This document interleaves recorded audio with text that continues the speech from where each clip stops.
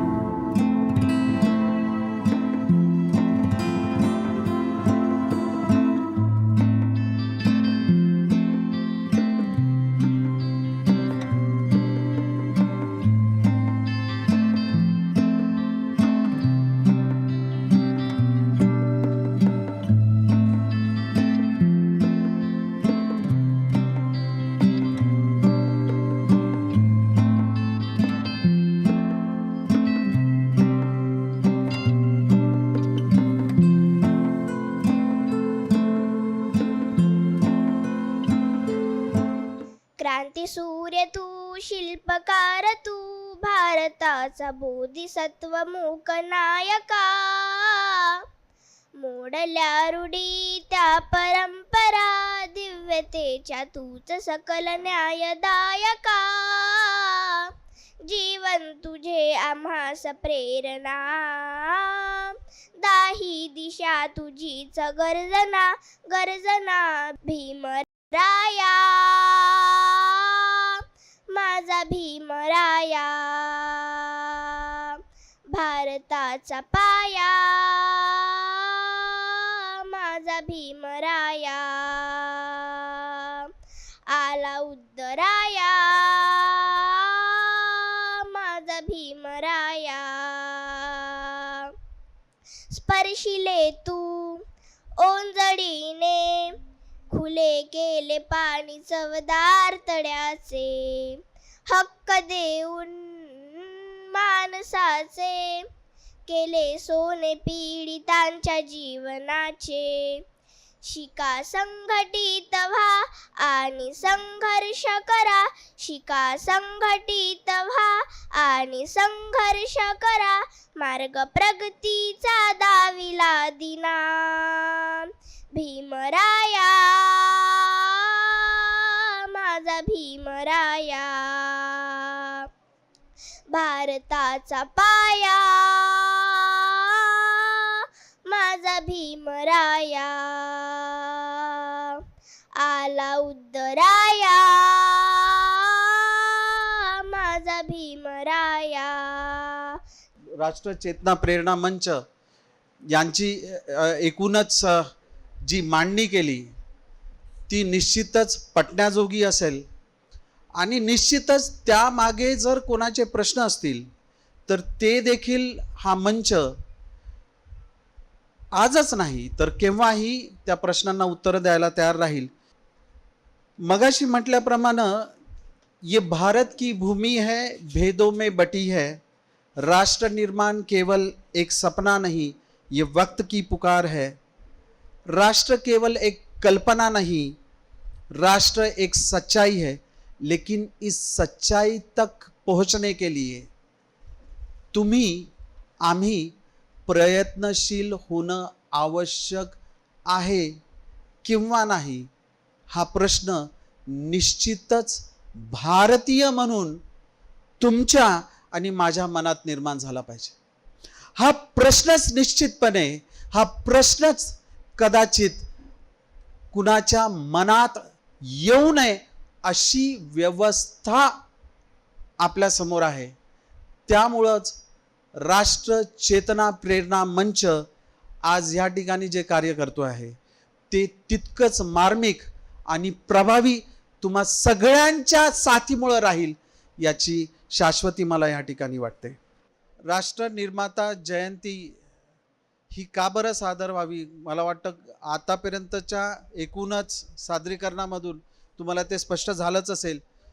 पण एक छोटासा प्रयत्न म्हणून मी हा प्रयत्न करतोय की ना ईट से ना गार से, ना ईट से ना गार से, ना ताकत से ना माया से, राष्ट्र बनता है न्याय से, संघर्षों की गूंज से, समता के पहरों से, राष्ट्र बनता है मेहनत से, ईमानदारी से, इंसानियत से, सुधारों से, राष्ट्र बनता है एकता की पुकार से, जन से लेकर मन तक पहुंचे हर एक अधिकार से, और राष्ट्र बनता है कर्तव्य से जल उठी हर एक ईमान से. असं ते राष्ट्र आणि त्या राष्ट्र निर्माणासाठी जे काही प्रयत्न राष्ट्र निर्मात्यानं करून गेले त्याचं परिवहन करण्याची जबाबदारी आज आपण सगळेच या ठिकाणी उचलणार आहोत. बाबासाहेब डॉक्टर आंबेडकरांची जयंती आज देशभरात साजरी केली जाते हे आपणा सर्वांनाच ठाऊक आहे. यासोबतच याची सुद्धा माहिती आहे की 14 एप्रिल हा एक सण आहे. पण सण कोणता? डॉक्टर बाबासाहेब आंबेडकरांचा जन्मदिवस सणोत्सव म्हणून कोण साजरे करतात? तर त्यांना मानणारा वर्ग. त्यांना मानणारा वर्ग कोणता आहे? त्यांना मानणारा वर्ग आहे SC, ST, OBC, धार्मिक अल्पसंख्याक आणि सामान्य वर्गातील काही लोक. असे असले तरी प्रामुख्याने SC हा वर्ग या उत्सवात पुढाकार घेतो. पण हा वर्ग आपल्या महामानवाची डॉक्टर आंबेडकरांची जयंती साजरी करतो तेव्हा काय करतो? हे अगदी स्वाभाविकच आहे की तो ज्या संस्कृतीला मानतो त्या संस्कृतीचे प्रतिबिंब त्या उत्सवात पडणे ठरलेले आहे. पण प्रश्न असा निर्माण होतो की तो कोणत्या संस्कृतीला मानतो? तो निळ्या संस्कृतीला मानतो. आता निळी संस्कृती ही कोणाची संस्कृती आहे? निळी संस्कृती सामाजिक संस्कृती आहे. पण भारतात सामाजिक संस्कृती असा प्रकार नाही. भारतात सामाजिक संस्कृती म्हणजे जातीय संस्कृती असते. असे असेल तर जातीय संस्कृतीचे प्रतीक त्या उत्सवात असणे आवश्यक आहे. म्हणून तो निळ्या प्रतीकाला निवडतो. तो निळ्या प्रतीकाला का निवडतो? कारण त्याने यापूर्वी हेच बघितलेले आहे. यापूर्वी त्यांनी काय बघितलेले आहे? मग 14 एप्रिल रोजी बाबासाहेबांची जयंती निळ्या प्रतीकांमध्ये साजरी करणे हे त्याने बघितले आहे. मग असे असेल तर त्यात तो चूक कुठे ठरतो? बिलकुल नाही. कारण त्याला आजवर जे मिळाले त्यानुसारच तो कार्य करतो आहे. बाबासाहेबांनी संविधानात जी स्वातंत्र्य, समता, बंधुभाव ही मूल्ये दिली आहेत त्यांना तो मानतो. बाबासाहेबांनी स्त्रियांना अधिकार दिलेत, समान अधिकार दिलेत. त्यांना पुरुषांच्या बरोबरीने पगार मिळायला हवा अशी तरतूद केली. त्यांच्या प्रसूती रजेची तरतूद केली. दामोदर खोरे प्रकल्प, सोन नदी प्रकल्प यात भरीव योगदान दिले. मला सांगा यात बौद्ध धर्माचा संबंध कुठे आहे? म्हणून आम्ही जेव्हा तुम्हाला सांगतो की 14 एप्रिल रोजी उत्सवी होताना त्या दरम्यान बाबासाहेबांना बौद्ध बाबासाहेब म्हणून प्रदर्शित करू नका असे का सांगतो ते आता तुम्हाला कळले असेलच. काहींनी तर राष्ट्रध्वज प्रदर्शित करणे मान्य केले, मात्र त्यासोबतच निळा झेंडा हातात घेऊया हा त्यांचा हट्ट होता. आता हा त्यांचा आग्रह की दुराग्रह अज्ञानातून निर्माण झाला आहे हे आपल्याला दिसत असेलच. आज जर रॅलीचा विचार केलाय माझा तर मी काश्मीर टू म्हणजे कन्याकुमारी पासून 2 तारखेला स्टार्ट केलं होतं आणि 6 तारखेला काश्मीरमध्ये त्याचा एंड केला होता. तर मी बाईक घेऊन सोलो राईड करत गेले होते. सोलो राईड करण्याचा हा उद्देश होता. रेकॉर्डचं सुरुवातीला रेकॉर्ड करायचं असं काही डोक्यात नव्हतं, परंतु पहिल्या दिवशी 890 किलोमीटर मारलं, दुसऱ्या दिवशी 847 वगैरे, म्हणजे कंटिन्युअस 800च्या वर किलोमीटर मारल्यामुळे मग 3 दिवस कंटिन्युअस 800 होत गेल्यामुळं सगळ्यांना असं वाटलं की रेकॉर्डच्या जवळ आहे. सुरुवातीला 7 दिवसाचा प्लॅन होता, तो 5 दिवसावर येऊन टेकला असल्यामुळं सगळ्यांना वाटलं रेकॉर्ड होऊ शकतो. आणि मग कुठेतरी आम्ही रेकॉर्डच्या मागे लागलो की ठीक आहे. 5व्या दिवशी असं ठरलं की होईल तेवढा लवकर जायचं, कारण की रेकॉर्ड जरी करायचा विचार चालू होता तरी पण कुठे राहायचं, म्हणजे रात्रीला कुठे स्टे करायचा, ते सुद्धा थोडंसं मी 800 किलोमीटर मारलं याच्यापेक्षाही जर जास्त बाईक चालवू शकते, परंतु विषय असा होता की पुढचं जे स्टॉप आहे स्टेसाठी ते मला सेफ असेल किंवा नसेल या दृष्टिकोनातून सुद्धा आम्ही किलोमीटर्स कमी जास्त करत होतो. आणि ज्या ठिकाणी सेफ व्यवस्था आहे राहण्याची त्या ठिकाणी मग स्टे करण्याचं असं ठरायचं. आणि मग 5व्या दिवशी जो विषय होता त्या दिवशी 4 दिवस तर बाईकचा रिस्पॉन्स एकदम भारी, म्हणजे बाईकचा रिस्पॉन्स लास्ट टाईमपर्यंतही छानच होता, पण 5व्या दिवशी सगळ्यात जास्त प्रॉब्लेम्स आले. जे 4 दिवसामध्ये काहीच प्रॉब्लेम्स क्रिएट झाले नाही, 5व्या दिवशी दोन्ही मोबाईलचे डिस्प्ले खराब झाले. त्याचं कारण असं आहे की मला 2 दिवस गारा लागल्या आणि गारा लागल्यामुळं त्याच्यावर गार लागल्यामुळं एक डिस्प्ले खराब झाला. त्याच्यामुळं मी दुसरा मोबाईल होल्डरला दुसरा मोबाईल लावला, तोही मोबाईलचा डिस्प्ले बाजूला गेला आणि माझ्याकडे जो रेकॉर्ड चालू होता त्या मोबाईलमध्ये तो सुद्धा डेटा जो आहे नंतर आम्हाला रिकवर केला म्हणा तो, परंतु तोही डिस्प्ले खराब झाला. दोन्ही मोबाईल खराब झाले. आता मला जवळपास 3 ते 4 तास माझ्याकडे होते आणि मला श्रीनगरमध्ये पोचायचं होतं, परंतु मधात रामबन इथे लँडस्लाईड झालेला होता. रात्री 12 वाजतापासून लोक तिथं अडकलेले होते आणि खूप सगळे लोक अडकलेले असल्यामुळं जी विरुद्ध लेन आहे त्याच्यामध्ये जो लँडस्लाईड झालेला मलबा होता तो कमी होता. तर विचार असा होता की हा लवकर निघेल आणि आपण इथून निघू शकतो, म्हणून अपोजिट साईडनं गेले. तिथे गेल्यानंतर 2-2.5 तासानंतर ते काढण्यात आला आणि मग तिथून मग जो स्पीड पकडला तर रामबन आणि बनिहाल उधमपूर वगैरेचा जो हायवे आहे जम्मू काश्मीर आणि श्रीनगरमधला, तो अतिशय डेंजरस हायवे आहे. कुठेही लँडस्लायडिंग होऊ शकते आणि टर्न जे आहेत हे अतिशय कठीण आहेत. म्हणजे जर आपण बाईक चालवताना खालच्या इकडच्या साईडनं पाहिलं तर एकदम खोल दरी दिसणार, दुसऱ्या साईडनं पाहिलं तर खूप उंच दरी उंच हे दिसणार, तर कडा दिसणार आणि त्या कडा अशा आहेत की कधी काही होऊ शकतं, कधी तुमच्या अंगावर दगडगोटे पडू शकतात, अशा पद्धतीनं आहेत. परंतु माझ्याकडे आता वेळही कमी होता. मला जवळपास 2-2.5 तासावर येऊन पोहोचला होता रेकॉर्ड आणि तेवढ्या वेळात मला 1 तासात ते कंप्लीट करायचं होतं, तर माझं रेकॉर्ड होऊ शकत होतं. पहिला जो रेकॉर्ड होता तो 105 तासांचा असल्यामुळं मला अजून 1 तासात कंप्लीट करायचा होता. तर मग मी तिथून जे टर्न होते ते 70-80च्या स्पीडनं कंप्लीट केले. विचार नाही केला की साईडनं दरी आहे आणि मी जर माझी बाईक आणि माझं बॅलन्स चुकलं तर मी दरीत कोसळेल किंवा मरेल, काही विषय नाही.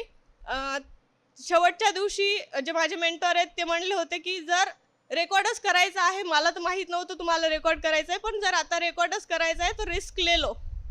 तर रिस्क ले लो म्हटल्यानंतर मी म्हटलं की अरे रिस्क ले लो म्हटल्यानंतर आपण बाबासाहेबांचं उदाहरण आपण पाहू शकतो. ज्या माणसापुढे म्हणजे किती परिस्थिती बिकट होती है ना, तरी सुद्धा त्यांनी त्या परिस्थितीला मात करून इथे सगळं स्वराज्य म्हणूया आपण, संविधानाची एक संविधानिक कायदा येथे स्थापन केला आणि सगळ्या विपरीत परिस्थितीवर मात करून समतेचं स्वातंत्र्याचं राज्य इथे स्थापन केलं. व एवढाच मोठा आदर्श असल्यानंतर मग बाकीच्या गोष्टींना आपण पाहणं चुकीचं ठरेल. म्हणून मग तिथून जेवढे होईल तेवढ्या स्पीडनं निघण्याचा प्रयत्न केला आणि मग परत थोड्या वेळात मिडलमध्ये एक टर्न असा होता की तिथे मी एकदम काठाला गेले आणि काठाला गेल्यानंतर असं वाटलं होतं की थोडं जरी अजून काहीच म्हणजे अर्धा मीटर जरी इकडे तिकडे झाली अजून तरी खाईमध्ये कोसळेल वगैरे.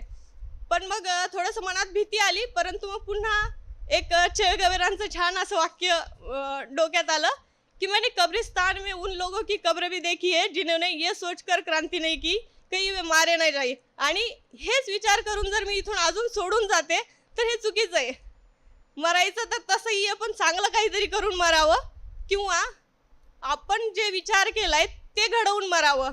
त्या मरण्याला अर्थ आहे, क्रांती करून मरण्याला अर्थ आहे, उगाच मरण्याला काही अर्थ नाही आहे. तर त्याच्यामुळे मग तिथून ते टर्निंग कटल्यानंतर पूर्ण मग बनिहालचा हायवे होता, फुल स्पीडनं मारला. त्याच्यानंतर मग 105 तासाचा जो पहिला रेकॉर्ड होता तो मी 103 तासामध्ये कव्हर करून तो रेकॉर्ड कंप्लीट केला आणि रेकॉर्ड तो पूर्ण झाला. आज आपण इथे सगळे जमलेलो आहे आणि आपल्याला या जो आपण आज कार्यक्रम जो आयोजित केलेला आहे, राष्ट्रनिर्माता डॉक्टर बाबासाहेब आंबेडकर यांच्या जयंती दिनानिमित्त जी आपण राष्ट्रीय ध्वजाच्या प्रतीकामध्ये जी रॅली काढलेली आहे, तर याचा आपल्याला प्रस्तावनेमधनं जी ॲक्च्युअल काय थीम आहे हे आपल्याला कळलेलं असेल. कारण की आपण जे सगळीकडे बघतोय की बाबासाहेब हे सगळ्यांना माहिती आहेत की बाबासाहेबांचं कार्य आणि बाबासाहेब हे राष्ट्रनिर्माता आहेत.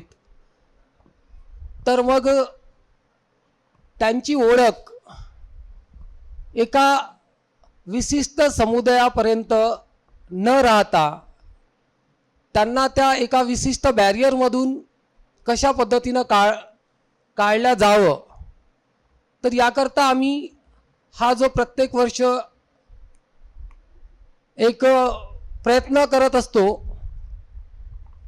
आम्ही हे सगळे जे आज आपल्या कार्यक्रमाला जे उपस्थित आहेत, बरेचसे काही दरवर्षी जे नवीन लोक येत असतात, तर आम्ही जे सातत्याने प्रयत्न करत असतो विहारामध्ये जाऊन, कुठे स्क्वेअरमध्ये, कुणाच्या घरी, कुणाच्या जिथे जमेल तिथे लोकांपर्यंत पोहोचून त्यांच्यापर्यंत पॉवर पॉईंट प्रेझेंटेशनच्या माध्यमातून आम्ही त्यांना माहिती देत असतो की खरंच म्हणजे आपण बाबासाहेबांना प्रेरित असं जे कार्य आहे ते काय करायला पाहिजे, खरंच काय केल्याने त्यांना खरंच म्हणजे जो त्यांचा जन्मदिवस आहे, जी जयंती आहे, ते खरंच कुठल्या स्वरूपामध्ये आपण करायला पाहिजे. काय आपण एका विशिष्ट समूहाच्या, एका विशिष्ट रंगाच्या संस्कृतीमध्ये राहून खरंच आपण त्यांच्या कार्याचं उद्दिष्ट पूर्ण करत आहोत का की नाही करत आहोत, किंवा काय करायला पाहिजे. तर हे आज बऱ्याच लोकांना इथे आल्यानंतर कळलं असेल. आणि जो फील आहे, जो आज आपण ज्या रॅलीच्या माध्यमातून जे राष्ट्रनिर्माता आणि जे एका नॅशनल फ्लॅगमध्ये राष्ट्रीय उत्सव ज्या पद्धतीने आपण 26 जानेवारी 15 ऑगस्ट ज्या पद्धतीने आपण एका राष्ट्रनिर्माता किंवा राष्ट्रपिता म्हणून ज्या पद्धतीने जे उत्सव साजरे करतो 26 जानेवारी 15 ऑगस्ट, त्याच पद्धतीने डॉक्टर बाबासाहेब आंबेडकरांचं सुद्धा कार्य हे संविधानाच्या रूपातून आणि इथल्या प्रत्येक तळागाळातल्या आणि या प्रत्येक भारतातल्या नागरिकांकरता जे केलेलं काम आहे ते सगळ्या समुदायातल्या लोकांसाठी आहे, एका विशिष्ट जातीतल्या समुदायाकरता नाही आहे. आणि त्यामुळेच त्यांचा सन्मान हे एका विशिष्ट रंगामध्ये न करता राष्ट्रीय उत्सव आणि राष्ट्रीय जो फ्लॅग आहे त्यामध्ये करायला पाहिजे, जेणेकरून सगळ्या समूहाचे लोक एकत्र येऊन बाबासाहेबांचं जे कार्य आहे आणि बाबासाहेब जे राष्ट्रनिर्माता आहेत हे प्रत्येक नागरिकांचे आहेत, त्यांचं कार्य हे सगळ्या नागरिकांकरता आहे आणि सगळ्या नागरिकांची ती एक जिम्मेदारी आहे की त्यांना जो सन्मान द्यायला पाहिजे, कुठल्या स्वरूपात द्यायला पाहिजे, त्या पद्धतीने ते अभिवादन स्वरूपामध्ये सुद्धा ते त्यांची एक म्हणजे जे रॅलीमध्ये सामील येतात तर ते एक जिम्मेदारी म्हणून ते सुद्धा पूर्ण होईल असं मला वाटते. तर आज आपण इथे जमलेलो जे काही लोक आहोत त्यांना इथे आल्यानंतर बऱ्याच लोकांना प्रश्न पण पडले, काही लोकांना खूप चांगलं वाटलं की नाही हो असं व्हायला पाहिजे. आणि हळूहळू लोकांपर्यंत पोचल्यानंतर हळूहळू का होईना पण ते विचार पोहोचत आहेत. आणि खरंच बाबासाहेबांना जो सन्मान आहे ज्या पद्धतीने मिळाला पाहिजे तो हळूहळू अजून जोशाने लोक येऊन त्या पद्धतीने ते काम सामोर चालत राहील असं मला वाटते. आपल्याला माहिती आहे, जेव्हा देशामध्ये संविधान लागू झालेलं नव्हतं तेव्हा या देशाचा कायदा कोणता होता? या देशामध्ये कोणता कायदा काम करत होता? मनुस्मृती. बरोबर आहे. आणि त्या मनुस्मृती आता आपण बरेच त्याच्यावरती वादविवाद असं बघत असतो. मनुस्मृती आणायचं यावरही चालत चर्चा वगैरे, म्हणजे आजकालच्या मुलांना अर्ध नॉलेज असतं आणि मग ते बोलायला लागतात. तर मनुस्मृती वाचलेली नसते आणि मनुस्मृतीबद्दल बोलायला लागतात. आणि मग एक असा कायदा बनण्याचं काम जेव्हा सरकारने हातात घेतलं तेव्हा त्यावर पुनर्विचार व्हायला लागला. आणि मग पुनर्विचार करण्यामध्ये अगदी तोकड्या विषयाबद्दलच त्याबद्दल जे नियम आहे, कायदे आहे ते बनवायचा प्रयत्न सुरू झाला होता. कारण कुणीही त्याला धर्माचं जे आहे वलय ते लाभलेलं होतं. त्यामुळे कोणीही असं डायरेक्ट हात घालायला, कारण रोष उद्भवणार होता, घेणे होतं, म्हणून एवढं धाडस कोणी करायला तयार नव्हतं. परंतु ते धाडस जर कोणी केलं तर ते केलं डॉक्टर बाबासाहेब आंबेडकरांनी. जेव्हा त्यांच्याकडे हिंदू संहिता लिहायचं काम आलं तेव्हा त्यांनी स्वतःला पूर्ण झोकून दिलं आणि पूर्ण स्त्रियांचा सर्वांगीण विकास कशा पद्धतीचा होईल यावर त्यांनी स्टडी केला, अभ्यास केला आणि हिंदू कोड बिल त्यांनी मांडलं. तेव्हा नेहरू गव्हर्नमेंट होतं, तिथे हिंदू कोड बिल मांडलं. त्याचा संघर्षही तुम्हाला बरेच जणांना, म्हणजे मला असं वाटतं ऑलमोस्ट सगळ्यांना माहितीच आहे. त्यासाठी महिलांच्या विकासासाठीच बाबासाहेब झटत होते. परंतु त्याच महिला बाबासाहेबांच्या घरी जाऊन त्यांना तुम्ही चुकीचं करताय वगैरे अशा प्रकारची जे आहे त्यांना म्हणजे त्यांना पुश केलेलं होतं. त्या म्हणजे त्या बघा किती मानसिक गुलाम होत्या की त्यांना एवढंही कळत नव्हतं की बाबासाहेब जो संघर्ष करत आहेत तो संघर्ष आमच्यासाठी, आमच्या विकासासाठी, आमच्या हितासाठी आहे. तेवढं सुद्धा त्यांना, तेवढीही समज त्यांना नव्हती. आणि शेवटी बाबासाहेब अडून राहिले आणि मग त्यांनी आपल्या मंत्रिपदाचा राजीनामा दिला. त्यानंतर मात्र ते सगळे कायदे आपल्या संविधानामध्ये लागू झाले. त्यानंतर म्हणजे त्यांची जाणीवा पहा त्यांच्या की स्त्रियांबद्दल किती जाणीवा होते की ती जर गरोदर राहते तर तिला त्रास होतो आणि म्हणून तिला प्रसूती रजा ह्या असल्या पाहिजे याबद्दल त्यांनी विचार मांडले. आणि म्हणून 6 महिन्याच्या प्रसूतीकालीन रजा आणि त्यानंतर बाळ छोटं असतं, छोट्या बाळाला आईची गरज असते आणि हे सुद्धा त्यांनी समजून घेतलं आणि बाळ संगोपनासाठी सुद्धा स्त्रियांसाठी त्या रजा त्यांनी मंजूर करून दिल्या. शिक्षणामध्ये समान अधिकार दिला, प्रत्येक क्षेत्रामध्ये त्यांना समान अधिकार दिला. इन्कम, कमाई, उपजीविका ते प्राप्त करण्याचा त्यांना अधिकार मिळाला. इतके सगळे अधिकार जे मिळाले या देशातल्या प्रत्येक स्त्रीला मिळाले. आणि मला असं वाटतं या देशातली प्रत्येक महिला त्या अधिकाराचा यूज करून घेत आहे. त्या अधिकाराने ती गदगद झाली आहे आणि त्या स्वातंत्र्याचा लाभ घेत आहे. परंतु त्याची जाणीव मात्र नाही आहे. मला या गोष्टीची खूप शोकांतिका आहे. खरं म्हणजे वाईट वाटतं की ज्या महापुरुषाने, ज्या राष्ट्रनिर्मात्याने या देशाच्या प्रत्येक महिलेचा उद्धार व्हावा, ती सक्षम व्हावी यासाठी अथक प्रयत्न केले, ती स्त्री मात्र अजूनही मानसिक गुलामीमध्येच आहे. मागच्या वर्षी म्हणजे 2025 पासून आणि आता ह्या 2026ला सुद्धा डॉक्टर बाबासाहेब आंबेडकर यांची ही जयंती राष्ट्रनिर्माता म्हणून जयंती साजरी केली पाहिजे असं मला वाटते. आणि त्या दृष्टीने ब्रह्मपुरी शहरामध्ये आम्ही 2025मध्ये 5-6 वेळा आम्ही प्रेझेंटेशनसुद्धा घेतलं आणि त्या प्रेझेंटेशनच्या माध्यमातून एक राष्ट्रनिर्माता जयंती म्हणून एक वातावरणसुद्धा तयार केलं होतं. पण पाहिजे तसं लोकांचा प्रतिसाद मिळाला नाही. आता या 2 वर्षामध्ये अशी आम्ही प्रेरणा घेतलेली आहे की पुढच्या वर्षी आम्ही ब्रह्मपुरी शहरामध्ये सुद्धा राष्ट्रनिर्माता जयंतीची रॅली याच पद्धतीनं करू आणि अशी मी ग्वाही देतो. आणि आमच्यासोबत आलेल्या जयश्रीताई आहेत, यांनीसुद्धा मला अशी शाश्वती दिली की आपण पुढच्या वर्षी नक्कीच राष्ट्रनिर्माता जयंती जसं नागपूरला साजरी होते तशीच आपण ब्रह्मपुरी शहरामध्ये सुद्धा अशी जयंती साजरी करू. आणि जेव्हा बाबासाहेबांना जेव्हा अभिवादन करायचे असते तर ते फक्त एका जातीमध्ये किंवा एका समाजामध्ये किंवा एखाद्या वर्गामध्ये सीमित न ठेवता त्यांना त्यांचे जे कार्य आहे हे राष्ट्रासाठी किती मोठे होते हे सर्व सामान्य लोकांना समजावून सांगण्याची जबाबदारी आपल्या लोकांची आहे आणि आपण ही निभावली पाहिजे. आम्हाला जर ही जबाबदारी समजलेली आहे तर आम्हीसुद्धा हा पुढाकार घेतला पाहिजे, प्रेरणा घेतली पाहिजे आणि पुढच्या वर्षी आम्ही नक्कीच असा प्रयत्न करू. पण पुढच्या वर्षी नक्की आम्ही ही राष्ट्रनिर्माता जयंती अशाच पद्धतीनं काढू असा मला मी शाश्वती देतो. आणि या प्रसंगी राष्ट्रनिर्माता जयंतीच्या प्रसंगी आम्हाला या ठिकाणी इथं येऊन आम्हाला जी काही प्रेरणा मिळते ही प्रेरणा खूपच मोठी आहे. जसं म्हटले जाते की प्रवाह किंवा जो प्रवाह असतो एक प्रवाहाच्या सोबत कोणीही वाहून जातात, पण प्रवाहाच्या विरुद्ध जाण्यासाठी एक साहस लागतो, धाडस लागतो. तर असे आम्ही धाडस करण्याचा नक्कीच प्रयत्न करू आणि नक्कीच पुढच्या वर्षी आम्ही ब्रह्मपुरी शहरामध्ये सुद्धा अशी रॅली काढण्याचा प्रयत्न करू. मैं सिंगरौली से आया हूँ. मैं कल ही पहुँचा. सिंगरौली सर रीवा के पास में, मध्य प्रदेश के बॉर्डर पर.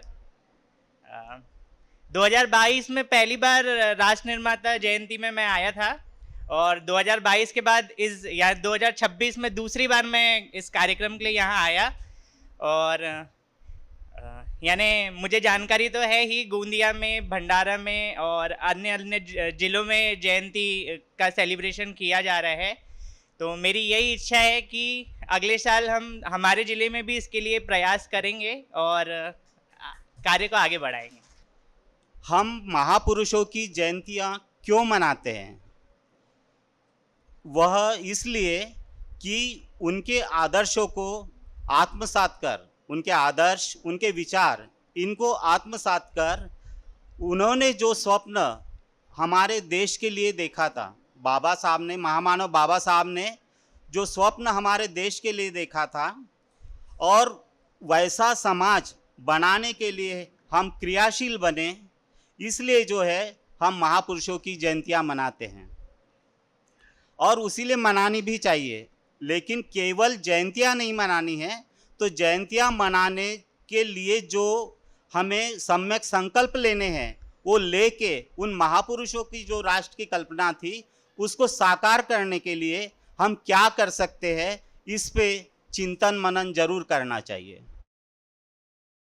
हमारे देश को गणतंत्र देश बने लगभग 75 वर्ष बीत गए, लेकिन क्या आज भी हम उसे भारत राष्ट्र बना पाए? क्या आपको लगता है क्या कि हमने आज 75 वर्ष बाद भी हमारे देश को हम भारत राष्ट्र बना पाए?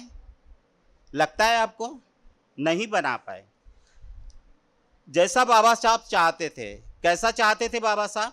कि जिसमें स्वातंत्र्य, समता, बंधुता ये सब के लिए बराबर हो, कोई छोटा नहीं, कोई बड़ा नहीं, स्त्री पुरुष सब समान हो. ऐसा देश जो है बाबा साहब ने, ऐसे देश की कल्पना बाबा साहब ने की थी. प्रत्येक के मन में अपनेपन का भाव हो. राष्ट्र का मतलब क्या होता है? अपनेपन की भावना. यानी यहाँ कौन बड़ा है, कौन छोटा है, कौन किस जाति धर्म का है, इससे मतलब नहीं. इससे मतलब होना चाहिए कि वह इस देश का है, इस राष्ट्र का है, मतलब अपनेपन की भावना. आप कह सकते हैं कि हमारा देश तो संविधान के अनुसार चल रहा है, ऐसे बहुत लोग बोलते भी हैं, लेकिन क्या वास्तव में ऐसा है क्या? आज की तारीख में देश सही में संविधान के अनुसार चल रहा है? ऐसा नहीं है. आज जो हम देखते हैं कि देश जो है अलिखित संविधान के अनुसार चल रहा है. मैं नहीं जानता कि आप मेरी इस बात से सहमत हो या नहीं हो, लेकिन इसका एहसास आप बहुत लोग को जरूर होगा, क्योंकि आए दिन जो हम अन्याय अत्याचार की बातें सुनते देखते हैं, उससे ये एहसास होता है कि ये जो हमारा देश है आज जो है गैर अलिखित संविधान के हिसाब से चल रहा है. सवाल ये है कि ये स्थिति आई कैसे? भाई आज गणतंत्र देश हुए हमारे 75 साल बीत गए, लेकिन आज तक जो है ये देश जो है हमारा राष्ट्र नहीं बन रहा. तो ये स्थिति आई कैसे? मुझे ऐसा लगता है क्योंकि हम लोग आज तक केवल जयंतियां मनाते आए हैं, ना कि महामानव के जो आदर्श और विचार थे उनको आत्मसात कर उसको क्रियान्वित करने के लिए हमने कोई प्रयत्न नहीं किए। अब ये जो है क्रियान्वित करने में हमने कोई रुचि भी नहीं दिखाई, लेकिन इसके लिए पहल करेगा कौन? भाई क्या इसको ऐसा ही रहने देना है, इस देश को ऐसा ही रहना देना है, या महामानव ने जो कल्पना की थी, जो स्वप्न देखा था, वैसा इस देश को बनाना है? तो इसकी पहल करेगा कौन? क्या यह आपकी मेरी जिम्मेदारी नहीं है? Father of Republic India doctor बाबा साहब अम्बेडकर कहते हैं कि मैं प्रथमतः और अंतिमतः भारतीय हूँ।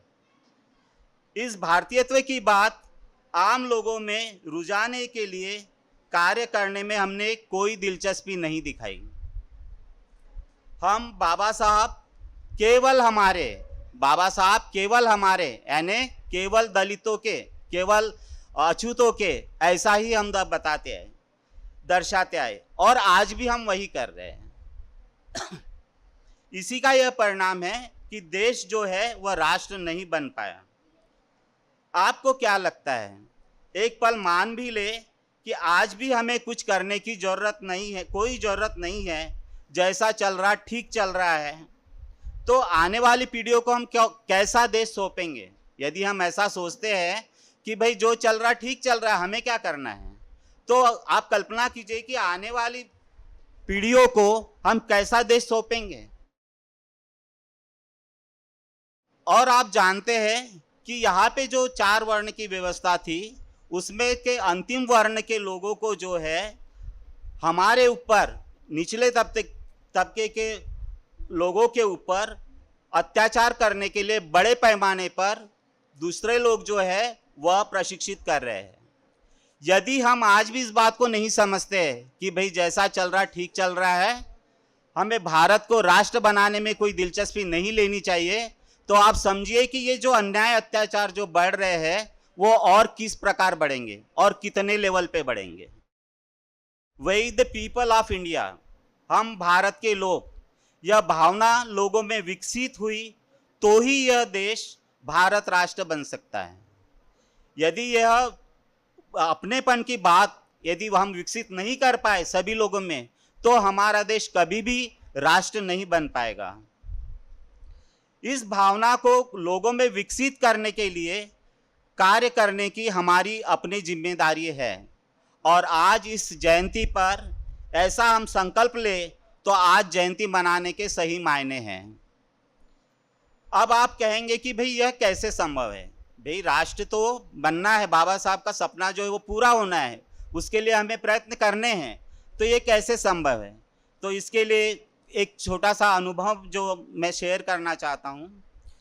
हम लोगों ने जो है भिलाई छत्तीसगढ़ में जो मुस्लिम है, सिख है, ईसाई है, ओबीसी वगैरह आदि प्रकार के जो लोग हैं, इनके बीच हम गए और उनको जो है बाबा साहब के बारे में बताए, उनके देश हित कार्यों के बारे में उनको बताए, और हमने उनको जो है जयंती में शामिल होने के लिए आह्वानित किया। उन्हें उनसे बातचीत की और बाबा साहब राष्ट्र निर्माता कैसे, ये उनको हमने समझाया, और वो लोग मान लिए कि हाँ सही में जो है बाबा साहब राष्ट्र निर्माता है। वो कहते थे कि भाई आप तो आज तक कहते हो कि नहीं बाबा साहब हमारी है, तो ऐसा नहीं है, बाबा साहब जो है वास्तव में राष्ट्र निर्माता है। ये बात जैसे उनके समझ में आई तो सारे लोग वो जयंती में शामिल हुए, और शुरुआत में जो है वो उनकी तादाद कम थी, लेकिन धीरे धीरे वो तादाद बढ़ी, और फिर हम लोगों ने जो है उन लोग से मंच भी शेयर किया। परम पूज्य बाबा साहब को हम राष्ट्र निर्माता के तौर पर ही प्रचारित करते हैं, तो हम अन्य लोगों से संवाद साध सकते हैं। आरसीपीएम जो है अपने स्तर पर, राष्ट्र चेतना प्रेरणा मंच अपने स्तर पर प्रयास कर रहा है। इसी कड़ी में आज अलीगढ़, मुंबई, उमरेड, वाराणसी, गोंदिया, यवतमाल, बांसवाड़ा, प्रतापगढ़, मथुरा, भंडारा, नागपुर, चरोदा, भिलाई इत्यादि जगहों पर राष्ट्र निर्माता डॉक्टर बाबा साहब अम्बेडकर जयंती के रूप में मना रहा है। आप सबका साथ मिलने तो इस भारत राष्ट्र निर्माण की प्रक्रिया और तेज हो सकती है।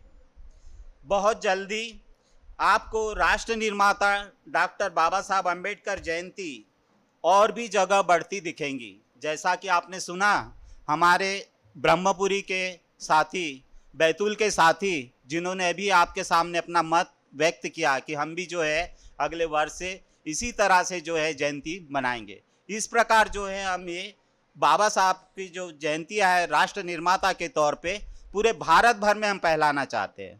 और यदि आप लोग का साथ मिलता है तो ये जरूर जो है बाबा साहब का सपने के अनुसार भारत राष्ट्र का निर्माण तय हो सकता है। राष्ट्र निर्माण के कार्य की आवश्यकता है या नहीं, आपको महसूस होती है क्या ये आवश्यकता होती है, हाँ या ना? यदि महसूस होती है तो अब आप बताइए कि इस कार्य को करने के लिए हमारे साथ कौन कौन लोग आएंगे। बहुत बहुत राष्ट्रवाद आपको। कर गुजर गए वो राष्ट्र निर्माता थे, दुनिया को जगाने वाले एक शेर थे। हमने तो सिर्फ इतिहास पढ़ा है, हमने तो सिर्फ इतिहास पढ़ा है। इतिहास बनाने वाले डॉक्टर बाबा साहेब आम्बेडकर थे, जिसने सबको समझा एक समान, जिसने सबको समझा एक समान। ऐसे थे डॉक्टर बाबा साहेब आम्बेडकर महान। सबको आज़ादी और खुशी से जीना सिखाया उन्होंने।